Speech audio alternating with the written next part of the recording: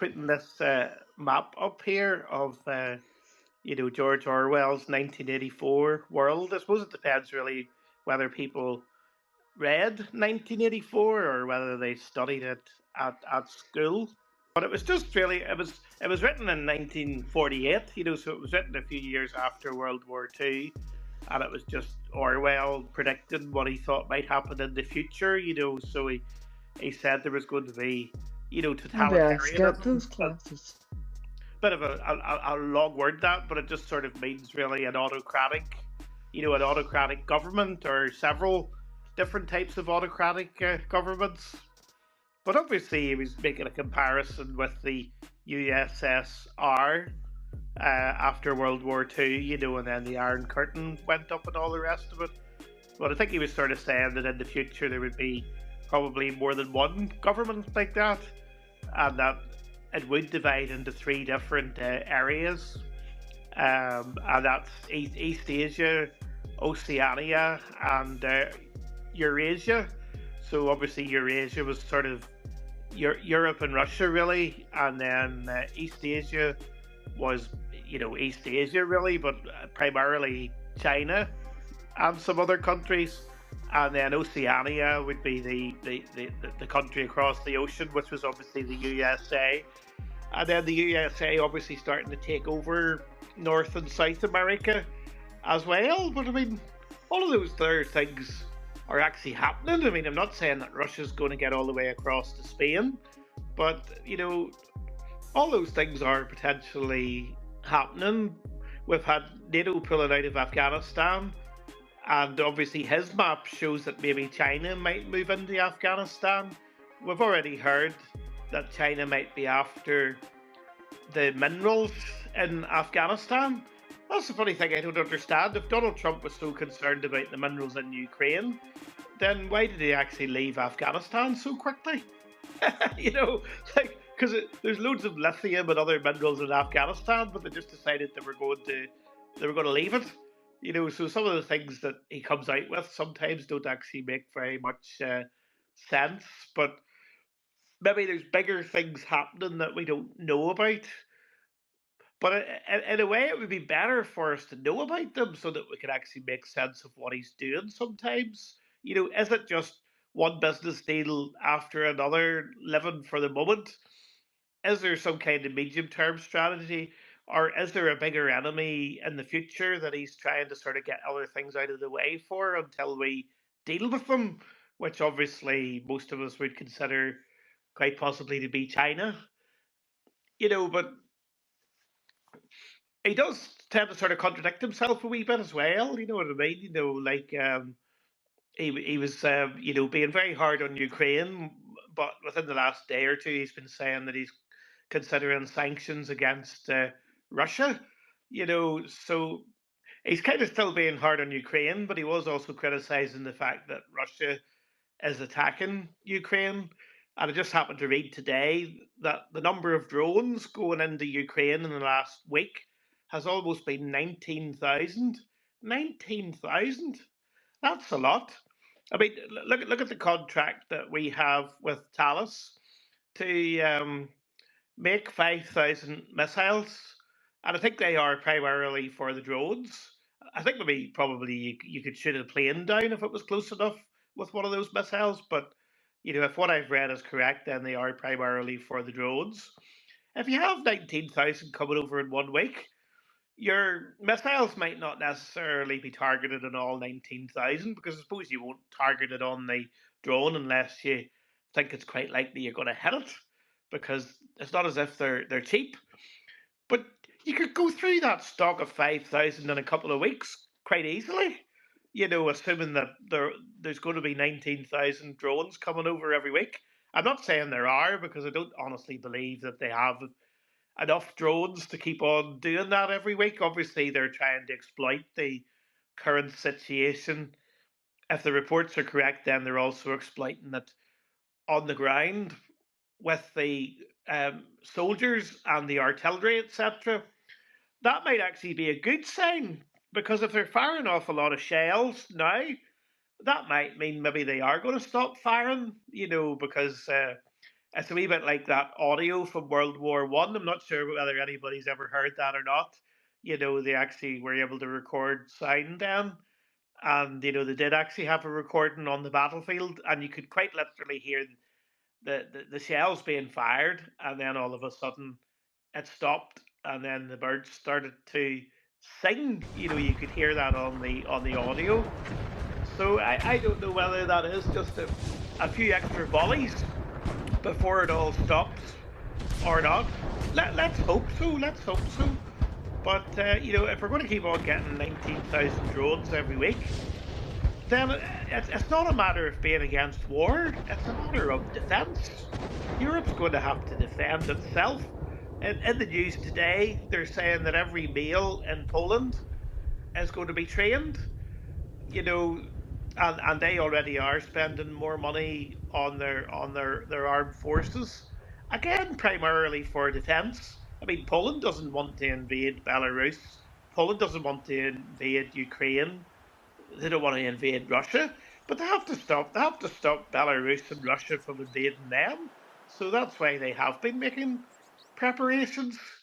The Baltic countries obviously have a bit of protection from the fact that they're in NATO, and at the moment, Article 5 is still applying.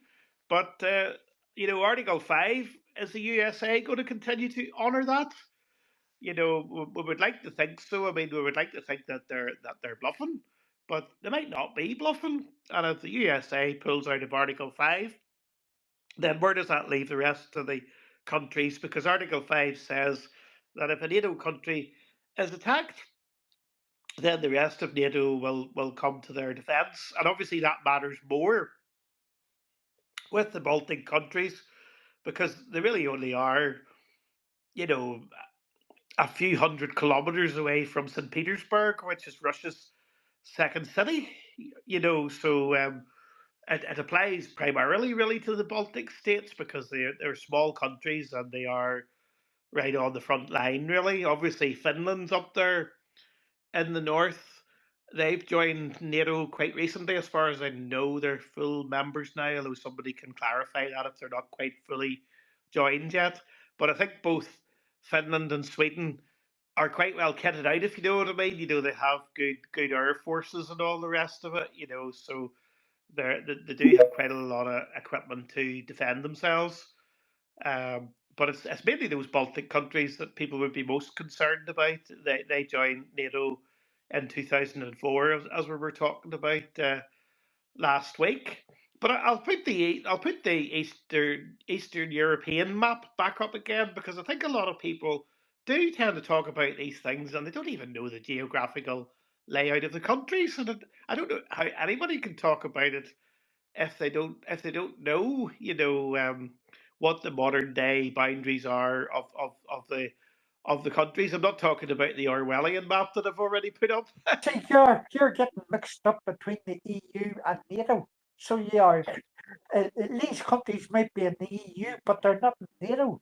Oh As no, I'm you, not saying that they both directly correlate with each other. I think somebody mentioned Albania last week, for example. But I'm not saying that they all directly correlate with each other. I mean, Hungary's in the EU, for example, but I don't think they're in NATO. I wouldn't think that Hungary would be in NATO, Christopher. Sure, they're not. no, and Turkey's in the EU. Turkey. Turkey's in NATO, yes. Are they in NATO? They're not in the Uh, EU. Turkey, they're in the customs union for the EU, but they're definitely not in the EU. But Turkey is definitely in NATO. They're a relatively big country, and they also have the second biggest standing army in NATO. After the USA. I was on LBC last night actually, and I raised that as a question on LBC last night. What about Turkey? Don't forget Zelensky was in Turkey whenever Trump was in Saudi Arabia last time, and he's due to be going to Saudi Arabia this time to sign this mineral deal. But surely Turkey needs to be involved still, because they seem to be able to kind of be double agents. They're in very good terms with Russia. They're able to do quite a lot of business with them. but at the same time, they haven't actually recognised that Russia has Crimea. They still regard Ukraine to have its own original borders. I'm saying own original borders. That's because I know about Ukraine, if you know what I mean. But I assume that if they recognise if they recognise Crimea as still being Ukrainian, then I presume that that applies to Luhansk and Donetsk and all the rest of it. But I haven't actually heard that. But I'm assuming that they still officially recognise the original Ukrainian borders, if you know what I mean. But at the same time, they seem to have good business relations with Russia, but they're wanting security around the Black Sea because obviously so much of their country, uh, you know, is on the Black Sea. So that's fair enough, and they're a bit of a bridge for Georgia because Georgia's on the right hand side of the Black Sea. You know, they want to join the European Union. I don't really understand how that's workable, if you know what I mean, because from a geographical point of view, they're not really connected to the rest of the European Union. It's sort of stretching it a wee bit to bring Georgia into the European Union, but I think there's a line of mountains between them and Russia, so even geographically, they are a little bit separated from Russia, even though obviously Russia invaded part of their country or the side of their country there in 2008.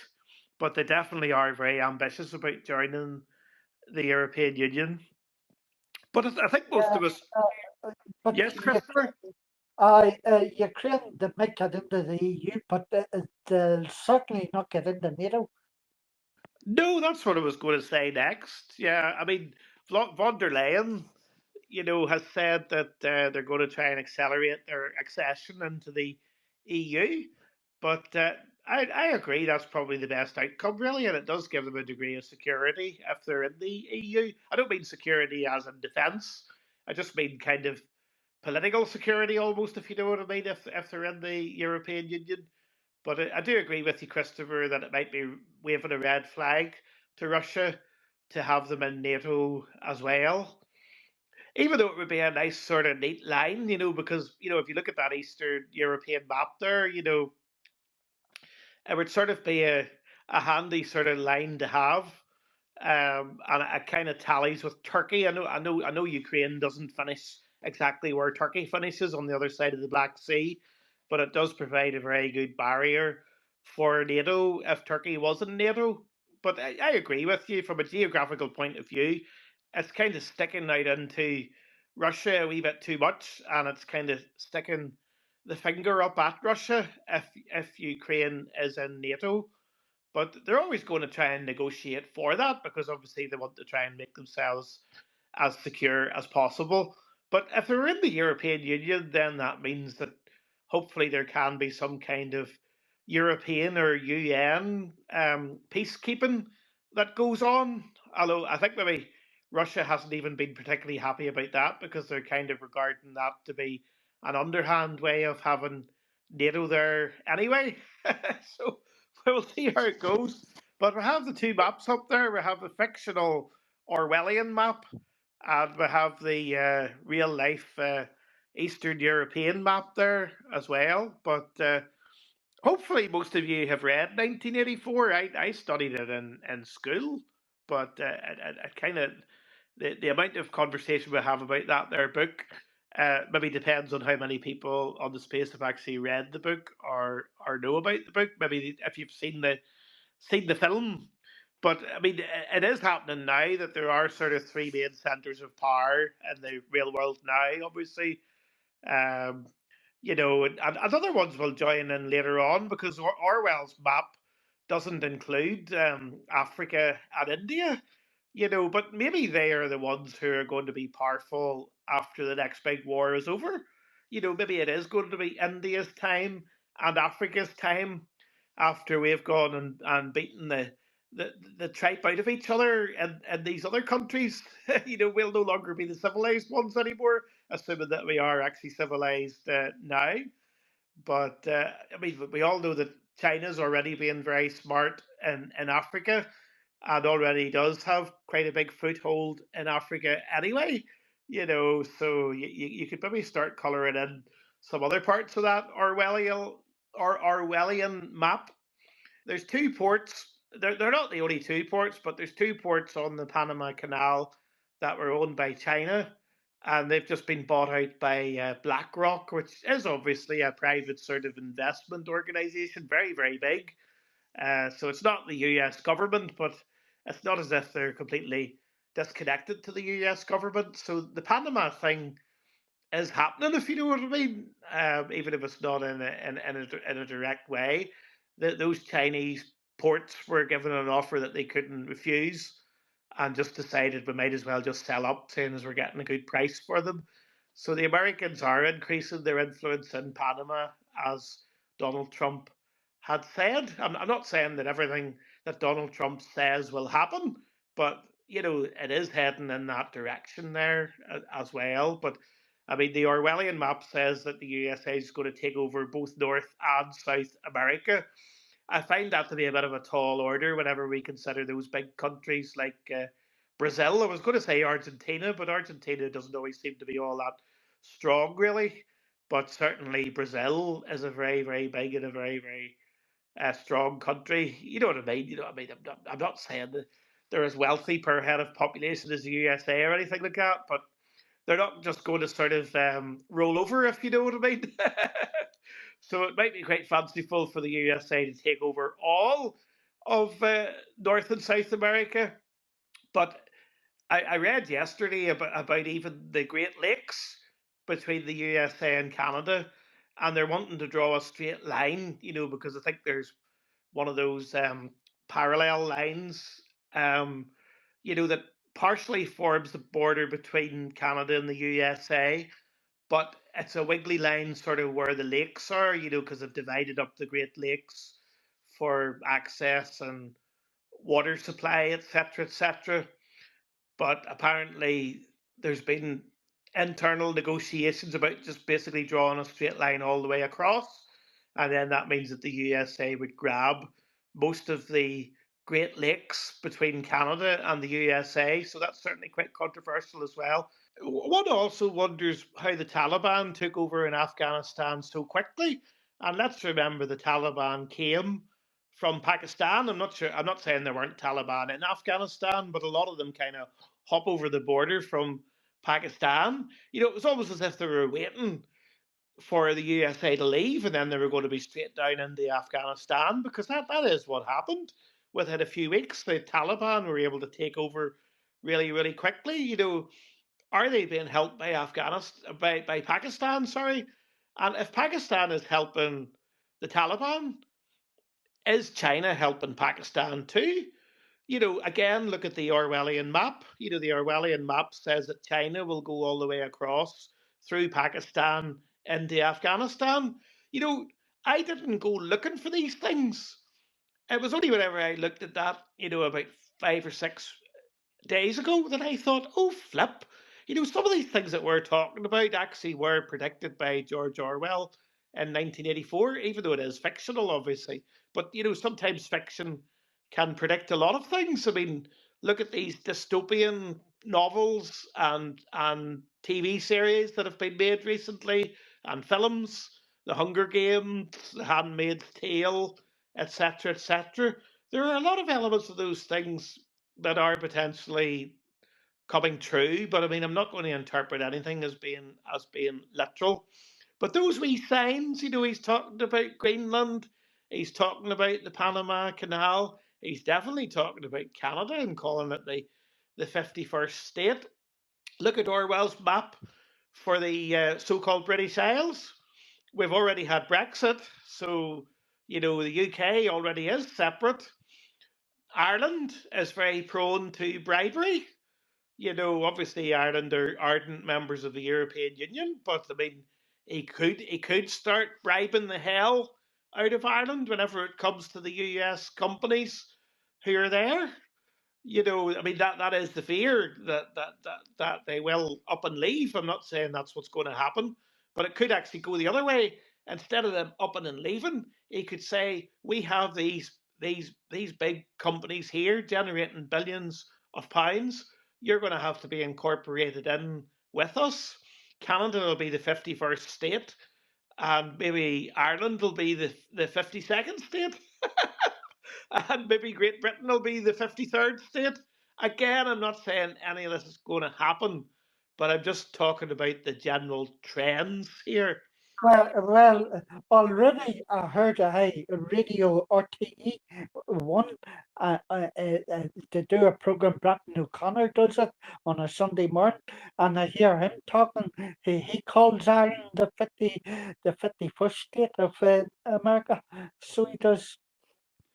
Well, that's And it. I mean, people would have just said it as a joke almost, but it was just because of the shared language, obviously, and also from a time zone point of view, it's relatively central, if you know what I mean, both Ireland and Great Britain. It's a useful time zone whenever the eastern seaboard of the USA is already 5 hours behind. So that's it. Keir Starmer wants to be a bridge between the USA and Europe. So you know what made Orwell all those years ago think that that the so-called British Isles would actually be separate from Europe and under the control of the USA. It's quite fascinating. I'm not trying to sort of directly interpret it, but it is quite fascinating, really. Gareth, I tried to trigger this out of you before. Hey, do you not feel it a wee bit embarrassing the way your British Prime Minister went over to Trump, hey, and bent the knee to him? Like, Well, I think most people thought he played it quite clever, and Macron as well. The two of them, he a couple was, of days apart from each other, he played it was, quite cleverly with them. he was a pure embarrassment. The only reason why the Maharan went over was because uh, uh, Trump didn't even want Zelensky in America, so he didn't.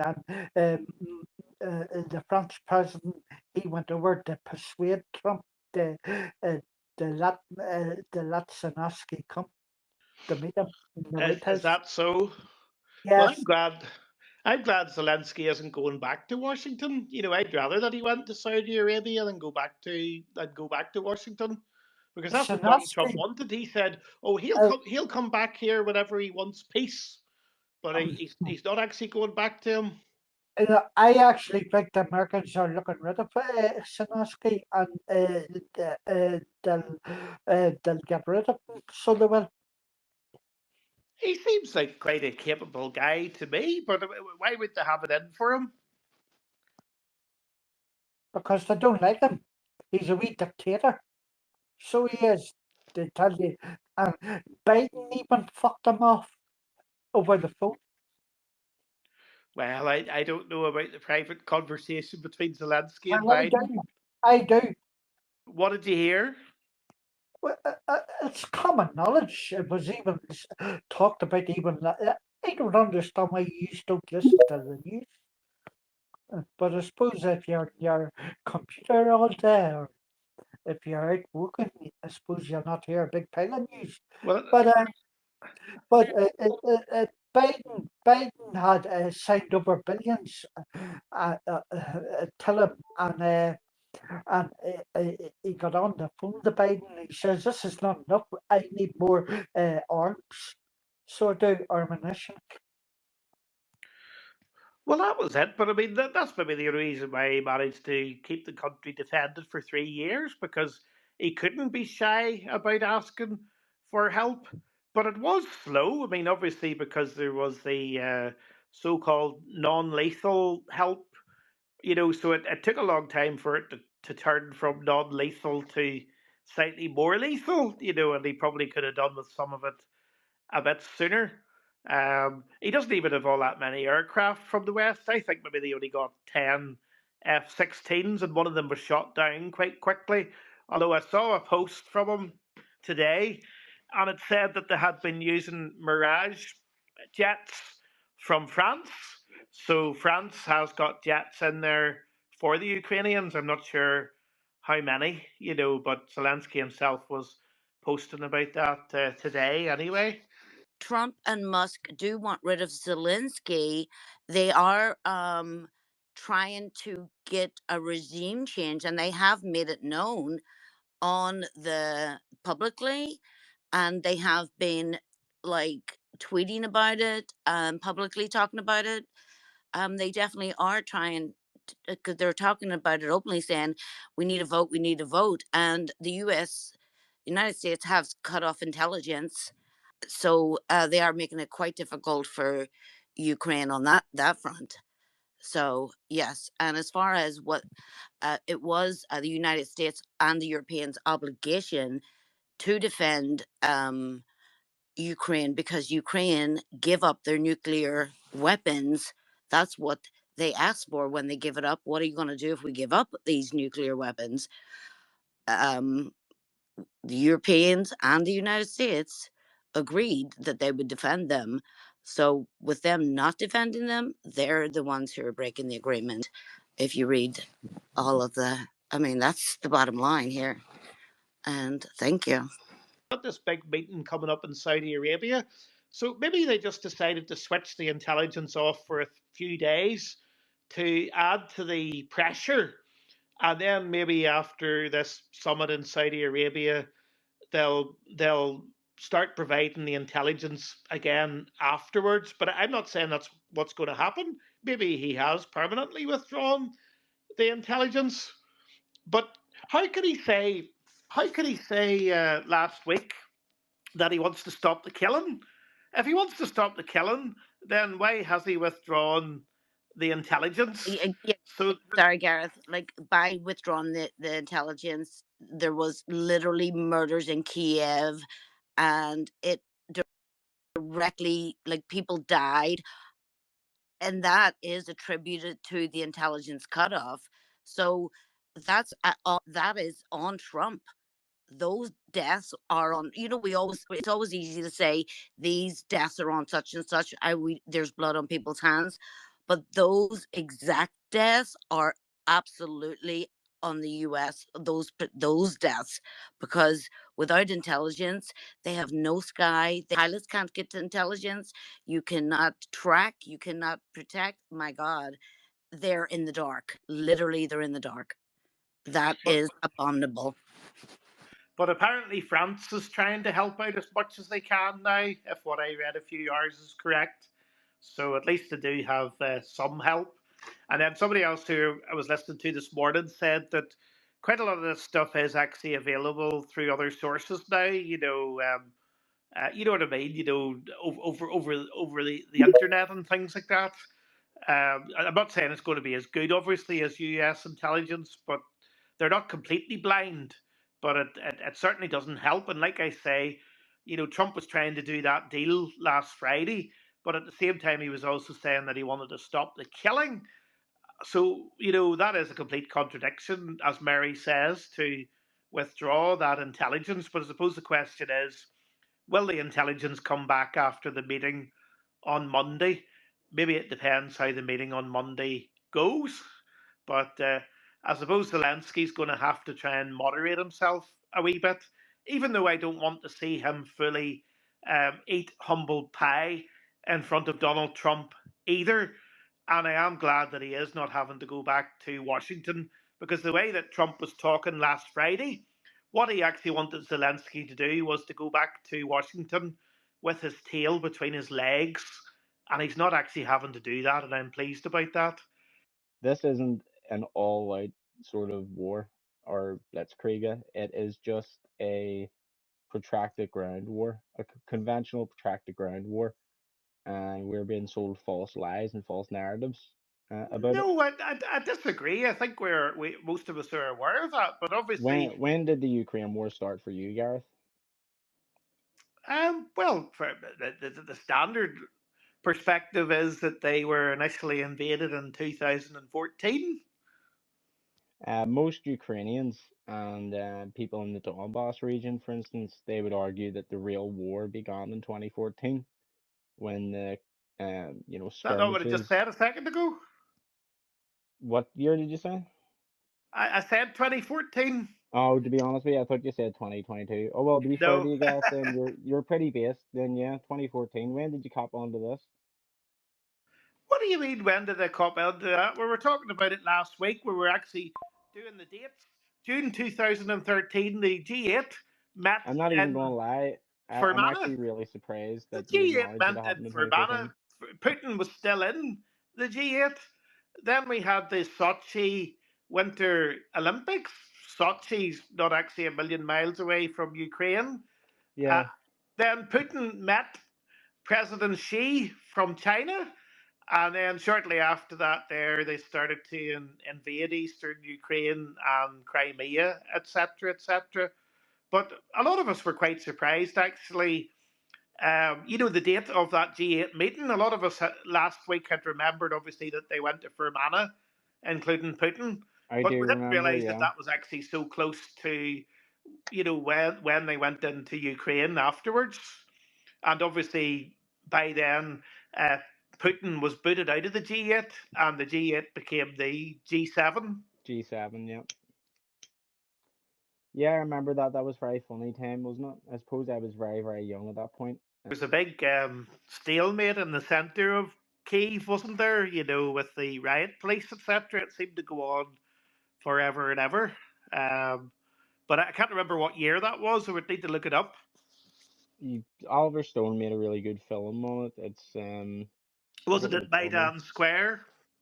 Yeah, possibly. It's see these Ukrainian names. I honestly like I'm so bad with them, but Ukraine on Fire was the name of the documentary now off the top of my head. It's very, very good.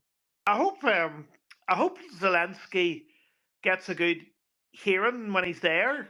Because hopefully they will be focusing on Ukraine rather than just getting them flying in to sign something and then have them ignore him. While they talk about Iran and Gaza and Israel, etc., etc. So I hope he's not going to be second fiddle on Monday. But it's kind of not the same focus as what he maybe ideally would have liked. But at the same time, just repeating what I said earlier on, I'm still glad that Zelensky isn't having to go back to Washington again after how he was treated 2 Fridays ago. Sinosky needed taken down a peg or two, and I think it was the right thing to do. And as Trump says, Sinosky doesn't hold the cards, so he doesn't. He shouldn't either, because he's only been used by Europeans and Britain. What do you And mean he's being used by Britain? Britain's the opposite. Britain's considering him to be a fellow European country, and they're wanting to make sure he's protected. Because if he's not protected, then other countries aren't going to be protected, and then all of a sudden it's going to be on our doorstep. So yeah, but Britain and America, Joe Biden and Boris Johnson used, but they use Zelensky as a proxy. look, I don't really know the politics from before 2014, but I'm not really interested in it because we are where we are now. He did get elected as president, so he has a mandate. So therefore, he is the democratic elected leader of Ukraine, and that's good enough for me, no matter what happened beforehand. Because we are where we are, and we don't want Russia to get to the Baltics. We don't want them to get to Poland, etc., etc. So But it's all right. It's all right for U.S. bases to be surrounding Russia, isn't it? Tell you, it's all right for U.S. bases to be surrounding Russia. yeah, down the EU, like they're completely Russia's completely surrounded, like Well, the by the way the way Donald Trump's talking, they might be pulling out anyway. There might not be as many U.S. soldiers in Europe anyway. Zelensky needs to go, like so Well, he I does. don't. I don't see. why he needs to go, but I could understand personally why he would want to go after 3 very tough years. But I mean, he probably doesn't want to leave without actually finishing the job that he's doing now, which is to try and keep as much of Ukraine as possible and try and leave them in a peaceful position. But I mean, I could understand why they would want to have a change of leader if they're moving into a more peaceful state. It's not as if Winston Churchill remained prime minister, indefinitely after World War Two. He did actually come back again, but he was away for a while, and then he came back as prime minister again. So if they're moving out of war and into peace, then it would be understandable that he would want to step down. Never heard of him. Who's Winston Churchill? Never heard of him. Have you Just, not? just kidding. but but I mean, I don't have any personal desire for Zelensky to step down. He might be a bit of an abrasive character. He might have been a wee bit bold in asking for what he needed. But I mean, I don't have any personal reason to tell him to clear off, because any interviews or any footage that I've seen of him or any posts that I've read from him, he seems to be completely genuine and he seems to be very eloquent, even if English isn't his first language. And as far as that meeting in Washington went 2 Fridays ago, some people said, "Oh, he wasn't speaking in his first language," but I mean, he seemed to understand perfectly well what they were saying, as far as I could see. I don't think he really needed to have a translator to know what was going on in that Oval Office. So nothing. He has been an extremely strong leader from what I have seen. And don't forget, he was offered a free ticket out of there whenever Russia invaded. They were going to bail him out and they were going to airlift him out, and he decided that he was going to stay. Now, those of you who are more cynical will probably say, yeah, but he's away half the time anyway, because he seems to sort of be traveling to other countries all the time. So you could argue that he's not actually literally there very much, but he still goes back once he's done his diplomacy or whatever you want to call it. He still goes back to his homeland, and also don't forget that he doesn't just fly straight in and out of Ukraine. He has a 12-hour train journey to actually get back into Ukraine. So he's not getting a direct flight to Washington from Kiev, for example. So that journey is not actually an easy journey for him to make. But he has remained loyal to his country, and he does seem to be in charge. And I've heard the other politicians who aren't in his party in Ukraine being interviewed, and they all seem to have a great deal of respect for him. So I don't know where this kind of personal, campaign is to get rid of him. What is going to be achieved by getting rid of him? Not unless people have a huge amount of knowledge of the political scene in Ukraine and know of some kind of new leader who would be suitable to take over. Does anybody know who would take his place? If they do, please let us I know. think the Trump fans team have mentioned a name. I think it's somebody that they would be able to manage, quote unquote. I just can't think of the name right now, but they have mentioned a name. But it would most likely be I mean, it's out and out. Not even a coup de grace. It's just like here's our person. Let's put him in. I'm not even sure what you would call that nowadays, but I can't think of the name. But